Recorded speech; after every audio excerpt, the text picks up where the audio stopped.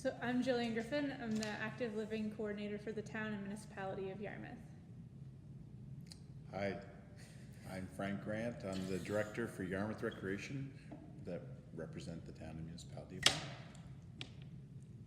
I'm so sorry for laughing. Is vehicles, because it's what is used so frequently here.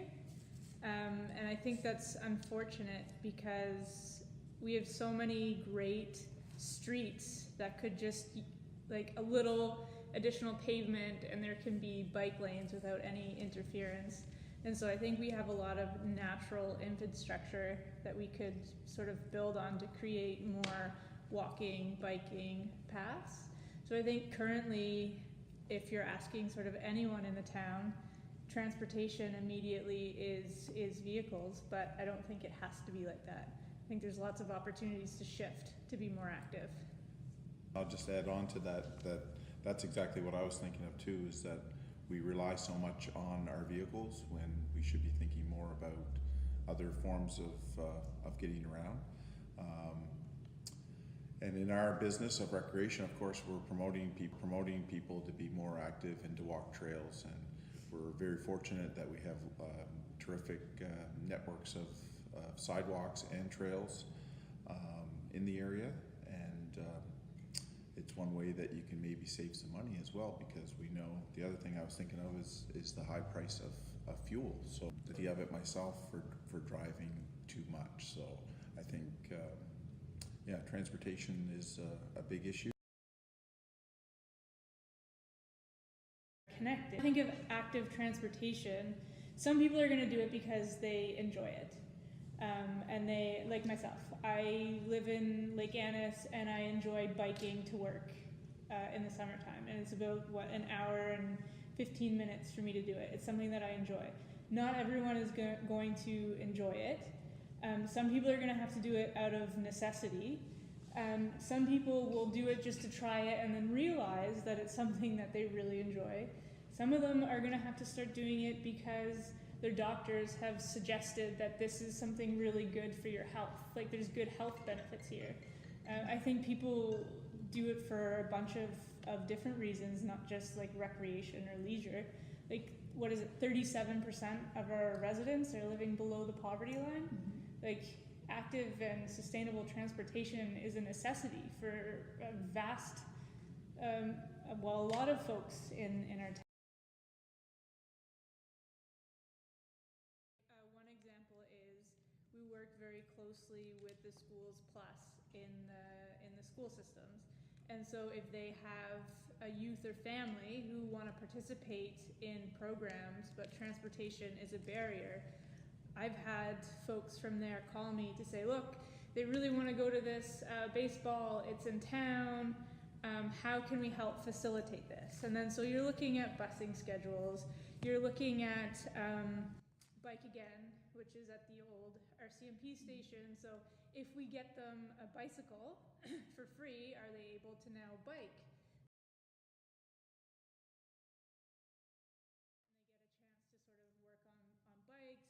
Mechanic skills, and that's a group that we want in there working on these bicycles. We've given a few bikes away, so one girl last summer came in and she spent the whole day fixing a bike, and she was super excited about it. And I asked, if the bike was for her, and she said, no, it's my sister's birthday tomorrow. I don't have any money to buy her a gift, so like this is gonna be my present to her.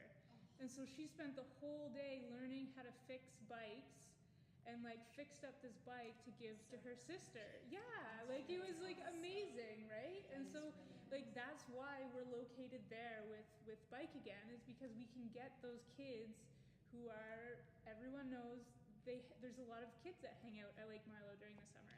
And so we want to get them in there doing things with their hands. I mean, it helps active transportation, the location is good, it gives some of the kids who are more angsty or who want to work with their hands something to do, and so location is a big factor.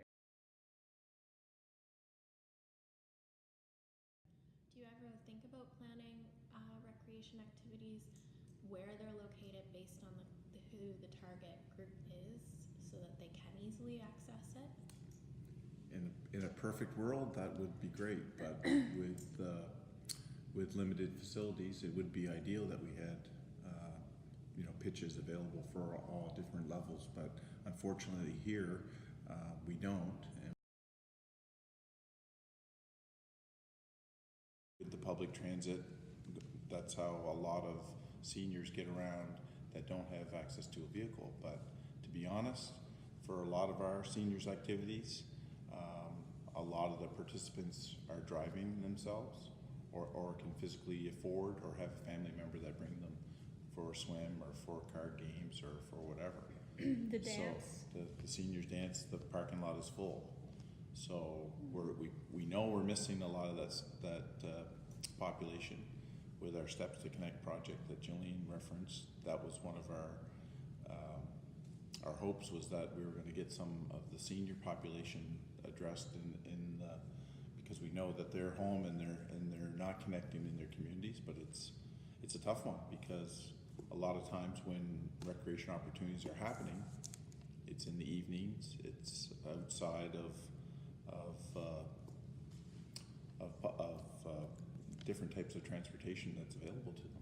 Do you feel that, from a senior's perspective, are the reason that the ones that don't have vehicle access not coming is because it's too far to walk, or because they're not capable of walking or taking transit I would themselves? say probably a little bit of both. A little of both. I mean, and it depends on the time of the activity, because I know my grandmother is perfectly capable of driving. She's very independent, but she'll choose not to go to activities if it's going to be dark. Yeah. Because at this point, her preference isn't to drive in the evening. Yes. Unless she can get a carpool or Yeah. one of her friends can It's just sort safety. of pick her up. So I think when we're looking at a specific population, we're not just, there's going to be more than one barrier. So like there's going to be, you're looking at not just transportation, but you're looking at the social anxieties, and a lot of them are sort of they're comfortable in their own home, and so there's barriers even sort of reaching out and getting out. And so I think just from like looking at a population perspective, there's a lot of intermingling barriers that need to be considered. I'm not sure that there's a one simple sort of solution. A couple of years ago, we did programming out at Port Maitland Beach, and transportation has definitely been identified as a barrier. And so what we did is we applied for a grant and we got funding to have a bus that would drive families out to Port Maitland Beach to participate in the activity. And we were really excited about it. People had identified that transportation was a barrier. We have a bus, we've now removed that barrier, and it was unsuccessful. Yeah, we had about 25 people that we had on the list, and I think when the bus made the pickup, there was like 6. And what, do you know the reason why? Did you? So either Did their you plans follow? changed, or they didn't want to go, or the weather was iffy. I'm not really sure what the issue was, but we So could got some anybody funding. get on it? Yeah.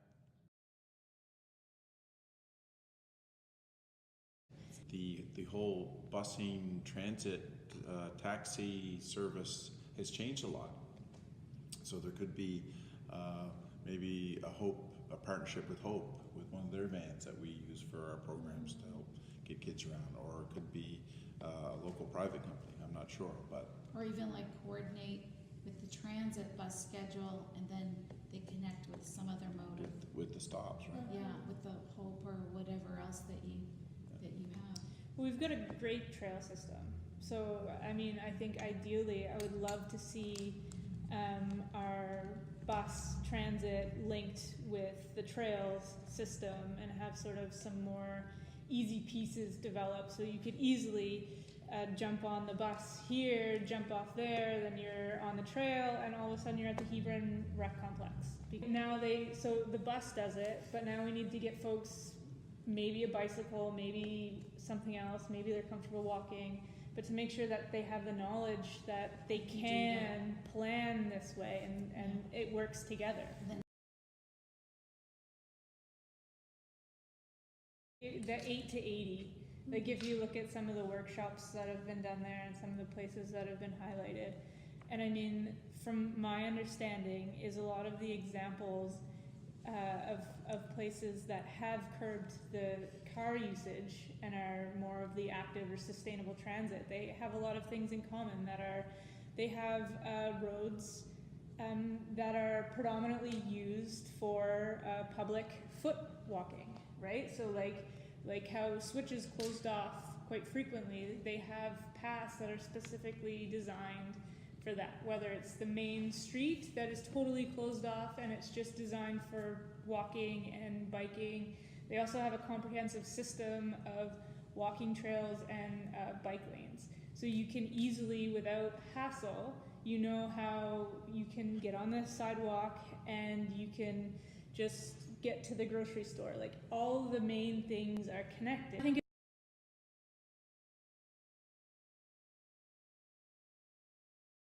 So I mean, it's touching on, there's a culture of being outside and about moving from place to place, right? And so like that's why in other areas you're seeing people that are more likely to walk to get groceries or walk to wherever.